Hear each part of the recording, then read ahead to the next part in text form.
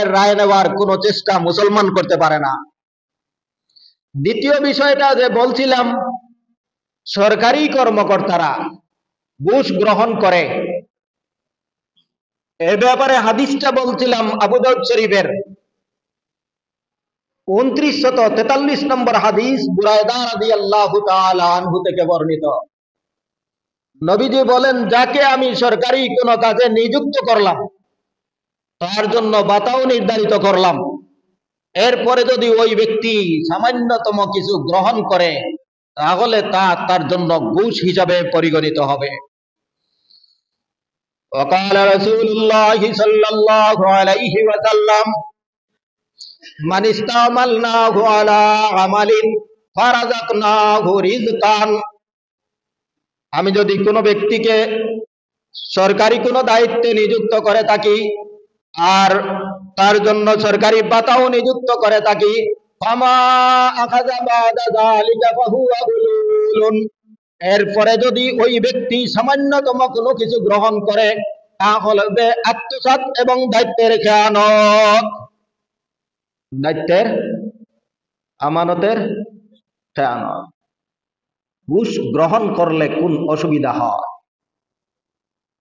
ঘুষ গ্রহণ করলে কোনদিনও আর বিচার, সুষ্ঠু বিচার কোনদিন থাকে না। যে জগতের মধ্যে বিচার থাকে না, সেই জগৎটা সম্পূর্ণ ধ্বংস হয়ে যায়। যেই জগতের মধ্যে ঘুষের মতো অপরাধ প্রচারিত আছে, সর্বত্র বিরাজমান আছে, এই সমাজের মধ্যে কোনোদিনও শান্তির আশা করা যায় না।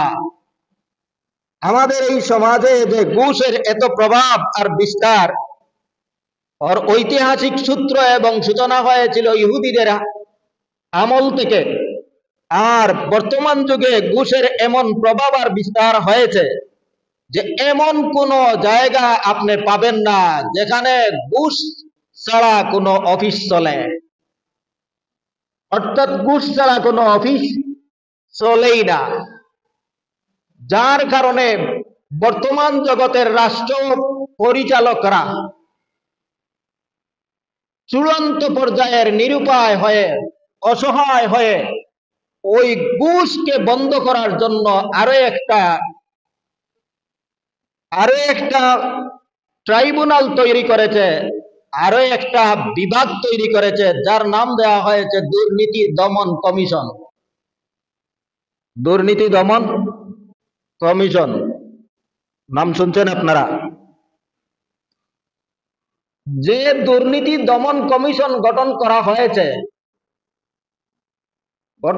হয়েছিল দুর্নীতিকে দমন করার জন্য, ঘুষ বাণিজ্যকে বন্ধ করার জন্য, টেন্ডার বাণিজ্যকে বন্ধ করার জন্য, যে দুর্নীতি দমন তৈরি করা হয়েছিল সমাজের মানুষকে শান্তি এবং শৃঙ্খলার জন্য, শান্তিতে বসবাস করার জন্য, সেই দুর্নীতি দমনই সম্পূর্ণ আরো একটা ঘুষের রাজ্যে পরিণত হয়ে গেছে।